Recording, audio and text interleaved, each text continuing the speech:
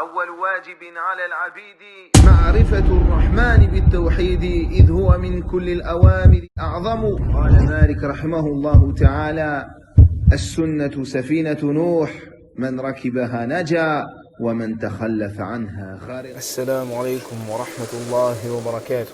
بسم الله الرحمن الرحيم، والصلاة والسلام على أشرف الأنبياء والمرسلين نبينا محمد وعلى آله وصحبه أجمعين. Marhaban bikum, marhaba. Parmi les sujets que nous voulions traiter et qui rentrent dans le chapitre ou dans les chapitres que nous avons vus sur les noms et les attributs d'Allah tabaraka wa ta'ala, il y a le sujet de l'égarement vis-à-vis des noms d'Allah tabaraka wa ta'ala, de l'égarement au sujet des noms d'Allah azza wa jal.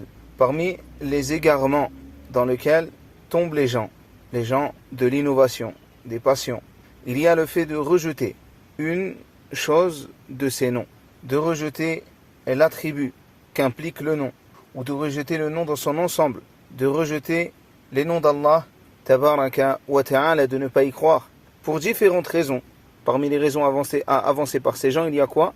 Il y a l'intellect, car ils jugent selon leurs intellects, et s'ils voient qu'une chose n'est pas en accord avec leurs intellects, alors ils se mettent à rejeter cette chose.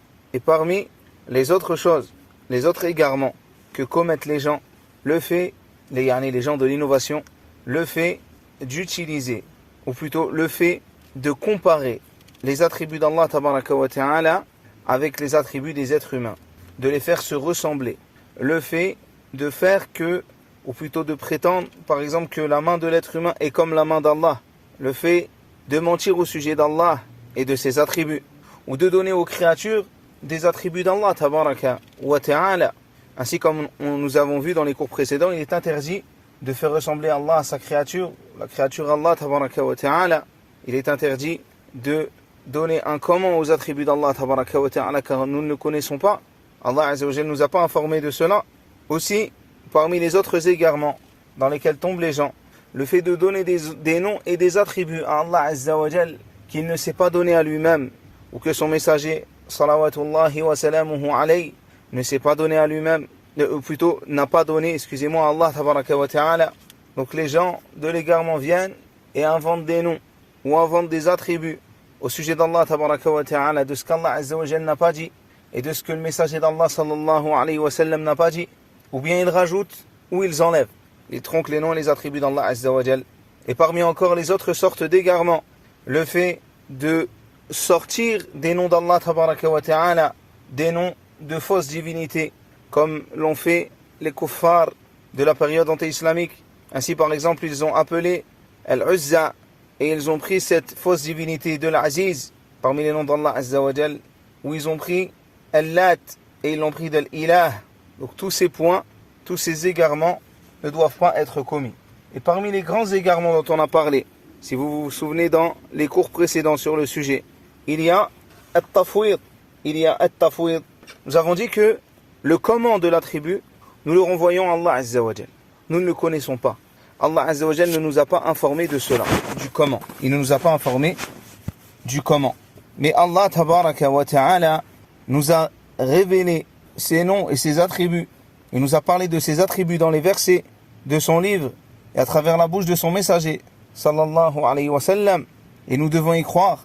Et ce que nous renvoyons à Allah azza wa jal, c'est le comment de l'attribut.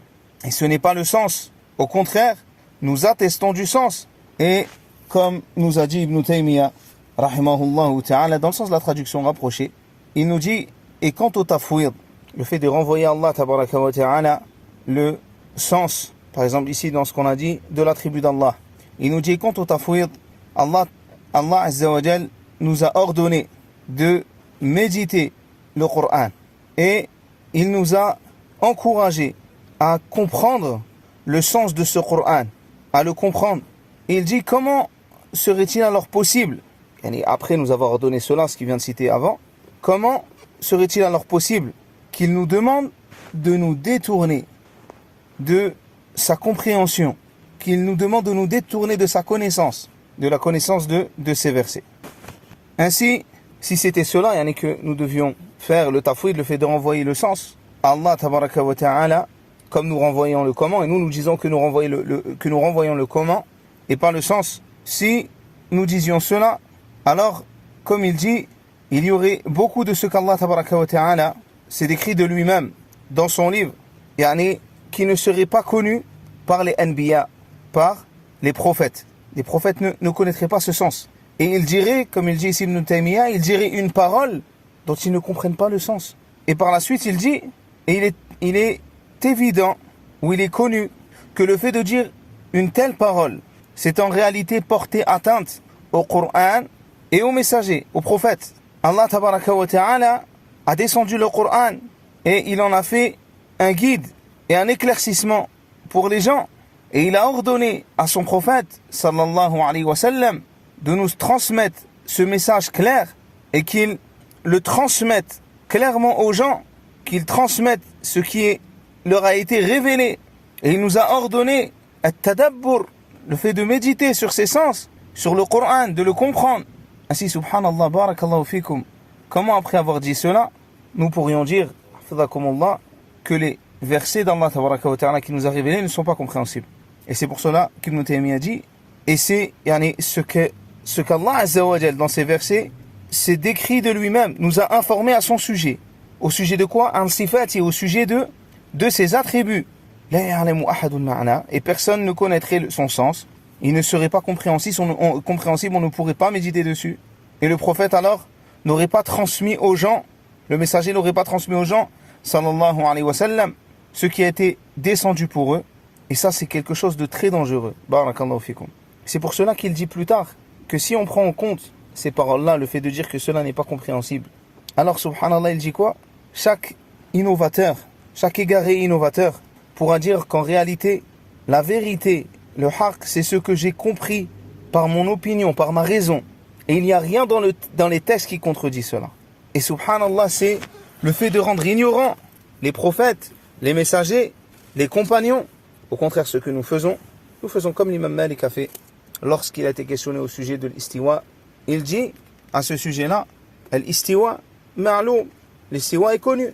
Son sens, barakallahu fikum, est compréhensible et connu. Wal kayf majhoul, le comment est inconnu. Le comment est inconnu. Et il dit dans une autre version, ghayr ma'qoul, n'est pas concevable. Le comment. Et pas le sens, le comment. Wal imanu bihi wajib, la foi en cela est obligatoire. Was-su'alu anhu bid'ah, tandis que questionner à ce sujet est une innovation. Ainsi, en aucun cas, nous remettons en doute la parole d'Allah et la parole du messager d'Allah sallallahu alayhi wa sallam, et en aucun cas nous détournons les sens qu'Allah azza wa jal a voulu. Et le fait de dire que ces sens-là ne sont pas compréhensibles, c'est madhhabu tajhil, c'est la voie de ceux qui rendent ignorants les prophètes, les messagers, les pieux prédécesseurs. C'est le fait de dire qu'Allah azza wa jal nous a transmis quelque chose qui ne contient pas de sens. Or nous renvoyons le sens à Allah Rabbul Alamin, mais nous renvoyons le comment à Allah Rabbul Alamin, mais nous attestons du sens. Attention à ma parole là. Nous attestons du sens et nous renvoyons le comment à Allah Tabaraka wa Ta'ala.